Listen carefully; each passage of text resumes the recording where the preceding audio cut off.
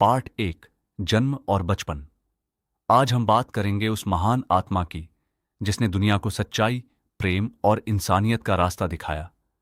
गुरु नानक देव जी का जन्म 15 अप्रैल 1469 को तलवंडी नाम के गांव में हुआ।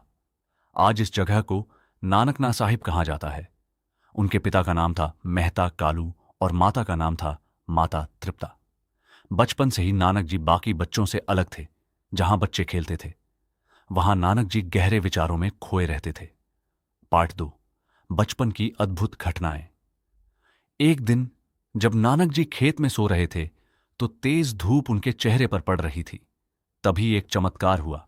एक नाग, सांप, उनके सिर के ऊपर आकर छाया बनकर खड़ा हो गया। यह घटना देखकर लोग हैरान रह गए।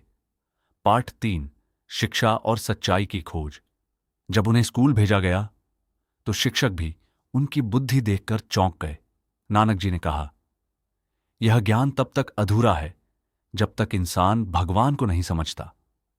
पार्ट 4, सच्चा सौदा। एक दिन उनके पिता ने उन्हें व्यापार करने के लिए पैसे दिए, लेकिन नानक जी ने क्या किया? उन्होंने रास्ते में भूखे साधुओं को खाना खिला दिया। जब पिता ने पूछा, पैसे कहां हैं, तो नानक जी ने कहा, मैंने सच्चा सौदा किया है। पार्ट 5, बेन नदी का चमत्कार। एक दिन नानक जी बेन रिवर में स्नान करने गए और अचानक वह गायब हो गए। 3 दिन तक कोई खबर नहीं। जब वह वापस आए तो उनके पहले शब्द थे, ना कोई हिंदू ना कोई मुसलमान। पार्ट 6, 4 उदासियाओं यात्राएं। इसके बाद नानक जी ने दुनिया भर की यात्राएं शुरू की। इन्हें उदासी कहा जाता है। उन्होंने भारत, तिब्बत, मक्का, बगदाद तक यात्रा की। मक्का की घटना। जब वह मक्का पहुंचे तो उन्होंने पैर काबा की तरफ कर दिए।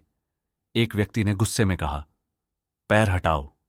नानक जी बोले, मेरे पैर उस दिशा में कर दो जहां भगवान नहीं है, और वह व्यक्ति चुप हो गया। पार्ट 7, करतारपुर और उपदेश।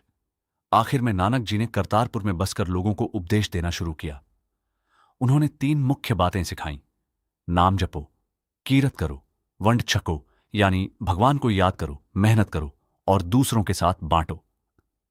पार्ट 8, अंतिम समय और सच्चाई। जब उनके अंतिम समय आया तो हिंदू और मुसलमान दोनों उनके शरीर को अपने तरीके से अंतिम संस्कार करना चाहते थे। लेकिन जब चादर हटाई गई तो वहां शरीर नहीं था, सिर्फ फूल थे।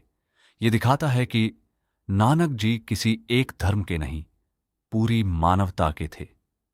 अगर आप भी अपनी जिंदगी में सच्ची शांति चाहते हो तो गुरु नानक देव जी की इस सीख को अपनाओ। सब में एक ही रब बसता है। वाहे गुरु जी का खालसा, वाहे गुरु जी की फतेह।